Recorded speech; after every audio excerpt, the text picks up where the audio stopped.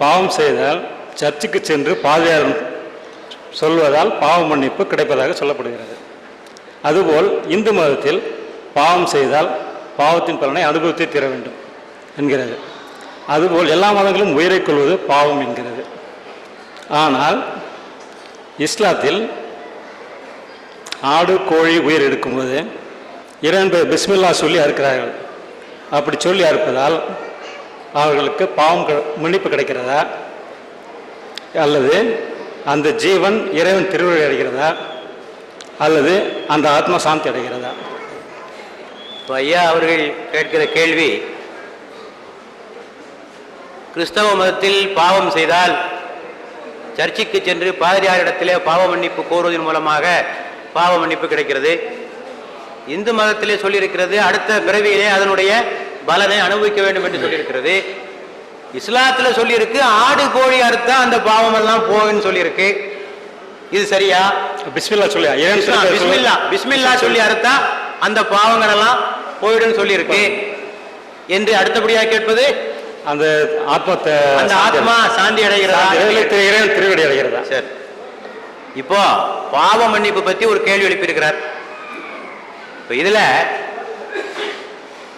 பாவ மன்னிப்பு பற்றி இஸ்லாம் என்ன சொல்லுகிறது என்பதை கொஞ்சம் சுருக்கமாக நான் சொல்லிவிட விரும்புகிறேன்.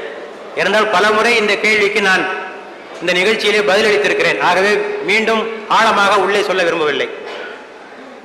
இஸ்லாத்தை பொறுத்தவரையிலே பாவம் என்பது ரெண்டு வகைப்படும். இறைவனுக்கு எதிராக செய்யப்படுகிற பாவங்கள், மனிதர்களுக்கு எதிராக செய்யப்படுகின்ற பாவங்கள். ரெண்டு வகையான பாவம் இருக்கு. இறைவனுக்கு எதிராக என்ன, தொழல, நோம்பு பிடிக்கல, ஹஜ்ஜுக்கு போகல, இது மாதிரியான பாவங்கள். இந்த பாவங்களை குறித்து இறைவனிடத்திலே மன்னிப்பு கோர வேண்டும். மனிதர்களுக்கு எதிராக பாவம் செய்தால் பாதிக்கப்பட்ட மனிதன் மன்னிக்காத வரையில் இறைவன் மன்னிப்பதில்லை. யார்கிட்ட பாவம் செஞ்சீங்களோ, யார்கிட்ட கடன் வாங்கி திருப்பி கொடுக்கலையோ அவன் மன்னிக்கணும். யாரை லஞ்சம் வாங்கி மோசடி பண்ணீங்களோ அவன் மன்னிக்கணும். யார்கிட்ட வரதட்சணை வாங்கி குடும்பம் பண்ணீங்களோ அந்த மாமனார் மன்னிக்கணும். அது மன்னிக்காத வரைக்கும் அந்த பாவம் மன்னிக்கப்பட மாட்டாது. நீங்க கடவுள்ல அழுது தொழுதாலும் சரி, என்ன செய்தாலும் சரி, பேச்சுக்கு இடமில்லை. மனிதன் மன்னித்தால் ஒழிய இறைவன் மன்னிப்பதில்லை. இது இஸ்லாத்தினுடைய தெளிவான ஒரு கோட்பாடு. சில பாவங்கள் மன்னிக்கப்பட்டு விட்டால் பிரச்சனை இல்லை. இறைவன் அந்த பாவங்களை மன்னிக்கவில்லை என்று சொன்னால் இறைவன் சொல்லுகிறான், நான் நாடியவர்களை மன்னிப்பேன். இறைவன் சொல்லுகிறான் நாடியவர்கள் என்று சொன்னால் அது ஏதோ ஒரு சும்மா அது ஒரு அர்த்தமற்ற விஷயம் அல்ல. நாடியன்னா ஏன் இவன் பாவம் செஞ்சான், என்ன சூழ்நிலையில பாவம் செய்தான், அறிந்து செய்தானா, அறியாமல் செய்தானா, சூழ்நிலையுடைய பாதிப்புக்காக செய்தானா என்பதெல்லாம் இறைவன் அறிவான். அதற்கேற்றபடி அவன் மன்னிப்பு வழங்குவான். சிலருக்கு மன்னிப்பு வழங்கவில்லை என்று சொன்னால் இம்மையிலேயே சிலருக்கு தண்டனை வழங்கப்படுவதும் உண்டு. அதையும் சொல்லுகிறது. இறைவன் சொல்லுகிறான், அவர்கள் மீள வேண்டும், தங்கள் தவறிலிருந்து மீள வேண்டும் என்பதற்காக அவருடைய செயல்களுக்குரிய விளைவை இந்த உலகத்திலேயே நாம் அனுபவிக்க செய்வோம். சில விஷயங்களுக்கு இந்த உலகத்திலேயே தண்டனை கொடுத்து விடுவான், சில விஷயங்களுக்கு மறுமையிலும் அவன் தண்டனை கொடுப்பான். ஆக பாவத்திற்குரிய தண்டனை அனுபவித்தாக வேண்டும். அப்ப இறைவன் முடிச்ச பிறகு ஆக பாவத்திற்குரிய பலனை இறைவன் மன்னித்தால் விடுதலை, மன்னிக்காத பட்சத்தில் அதற்குரிய விளைவு அனுபவிக்க வேண்டும். அதே போல மனிதர்களுக்கு எதிராக பாவம் செய்தால் அதற்கும் இறைவன் ஏற்பாடு வைத்திருக்கிறான். மனிதர்களை பார்த்து சொல்லுகிறான், உன்னுடைய சகோதரன் பாவத்தை மன்னிச்சு, அவனுடைய பாவத்தை நீ மன்னித்து விடு என்று இன்னொரு மனிதனுக்கு இறைவன் அறிவுரை கூறுகிறான். மன்னிச்சு, ஏதோ தெரியாம செஞ்சுட்டான் விட்டுரு என்று சொல்லுகிறான். அவனா மன்னிச்சுட்டா பரவாயில்ல, மன்னிக்கல அப்படின்னு சொன்னா மறுமையில் என்ன நிகழும் அதையும் சொல்லப்பட்டிருக்கிறது. மறுமையில் ஒருவன் வருவான், அவன் தொழுதிருப்பான், நோன்பிருந்திருப்பான், தான தர்மங்களும் செய்திருப்பான். ஆனால் பிறரை ஏசியிருப்பான், திட்டியிருப்பான், அடித்திருப்பான், கொலை செய்தும் இருப்பான். மறுமையில் என்ன நிகழும் என்று சொன்னால் இவனுடைய நன்மைகளை அனைத்தையும் எடுத்து இவனால் பாதிக்கப்பட்டவர்களுக்கு இறைவன் கொடுத்து விடுவான். அதான் இவன் நன்மையெல்லாம் எடுத்து மட்டும் தொழுக நோன்பு எல்லாத்தையும் எடுத்து இவனால பாதிக்கப்பட்டவர்களுக்கு இறைவன் வழங்கி நீதி செலுத்துவான். அப்படி கொடுக்கப்பட்ட பிறகும் இன்னும் சில பேர் எஞ்சிருக்காங்க, கிடைக்கல, அவள் டிபிசிட்டா இருக்கு, இவன் நன்மைகள் டிபிசிட்டா இருக்கு, இன்னும் 5 பேர் பாக்கி இருக்கான். அப்ப என்ன தீர்வு? அவனுடைய பாவத்தை எடுத்து இவனுக்கு போட்டு விடுவார், அவனுடைய பாவத்தை எடுத்து இவனுக்கு போட்டு விடுவார்.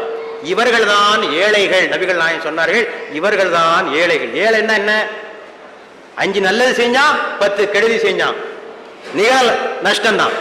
5 லாபம் 10 தீமைகளை செய்தால் கடைசியிலே அவனுக்கு எஞ்சுவது நஷ்டம்தான். ஆக இப்படித்தான் பாவத்திற்குரிய பரிகாரங்கள். ஆடு கோழி அறுத்ததுனால எல்லாம் பாவம் எல்லாம் ஒன்றும் பெருசா போயிடாது. இன்னும் முடிக்கல இல்ல, ஒரு உயிரை கொள்றது பாவம் இல்லைன்றீங்க. அது பின்னால வர்றேன். நீங்க கேட்ட கேள்விக்கு தான் பதில் இப்போது. ஆடு கோழி பிஸ்மி சொல்லி அறுப்பது என்பது எந்த செயலை செய்தாலும் பிஸ்மி சொல்லி தான் செய்ய வேண்டும். நாங்கள் இந்த நிகழ்ச்சியை ஆரம்பித்தேன். எப்படி ஆரம்பித்தோம்?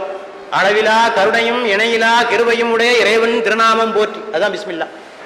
ஆக எந்த காரியத்தை செய்தாலும், நீங்கள் தண்ணீர் குடித்தாலும், நீங்கள் எழுத்தை துவங்கினாலும், எந்த செயலை துவங்கினாலும் பிஸ்மி சொல்ல வேண்டும். ஆடு கோழியா இருக்கும் போதும் பிஸ்மி சொல்றாங்க, அவ்வளவுதான், வேற ஒண்ணும் கிடையாது. பாவம் இல்லைன்றீங்களா? வர முடியலையே, என்னுடைய உரை முடியவில்லை.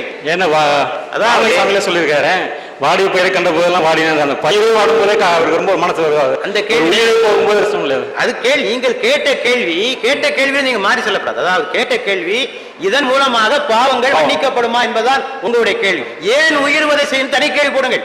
அது தனி கேள்வி போடுங்கள், நான் பதில் சொல்வதற்கு இருக்கிறேன். நான் இங்கே அதை சொல்லிக்கொள்ள விரும்புகிறேன். அது பற்றி பல முறை நான் தொலைக்காட்சியில் சொல்லிவிட்டேன். ஏனென்றால் இந்த ஊருக்காக இந்த நிகழ்ச்சி நடைபெறுவதல்ல, இந்த ஊருக்காக அடிக்கடி தொலைக்காட்சியிலே வந்து கொண்டிருக்கிறது. சொல்ல கேள்விகளுக்கே திருப்பி திருப்பி பதில் சொல்லிக் கொண்டிருந்தால் தொலைக்காட்சியிலே தொடராக பார்க்கிற நேயர்களுக்கு சோர்வு ஏற்படும். என்றாலும் நான் அதனை தவிர்க்க விரும்பவில்லை. இங்கு பல தோழர்கள் நீங்கள் கேட்டிருக்கிற கேள்வி கேட்டிருக்கிறார்கள், ஏன் நீங்கள் உயிர் வதை செய்கிறீர்கள்? அதை இந்த நிகழ்ச்சியினுடைய இறுதியில் நான் அதற்கான பதிலை சொல்வதற்கு தயாராக இருக்கிறேன். ஆக ஆடு கோழி அறுப்பது பிஸ்மி சொல்வது அதற்காகத்தானே தவிர வேறு எந்த காரணத்திற்காகவும் அல்ல என்பதையும் புரிந்து கொள்ள வேண்டும். இன்னொன்றையும் சொல்லிக்கொள்ள விரும்புகிறேன். இந்த இரத்தம் அல்லது இறைச்சி இறைவனை சென்று சேரும் என்ற கருத்து இஸ்லாத்தில் கிடையாது. நபிகள் நாயகம் வருவதற்கு முன்னாலே மக்கள் என்ன செய்வார்கள்? ஆடு கோழி எல்லாம் அறுத்து அதனுடைய இரத்தத்தையும் இறைச்சியையும் அந்த காபா என்ற புனித ஆலயத்திலே தடவுவார்கள். அது ஒரு புனித காரியமாக கருதுவார்கள்.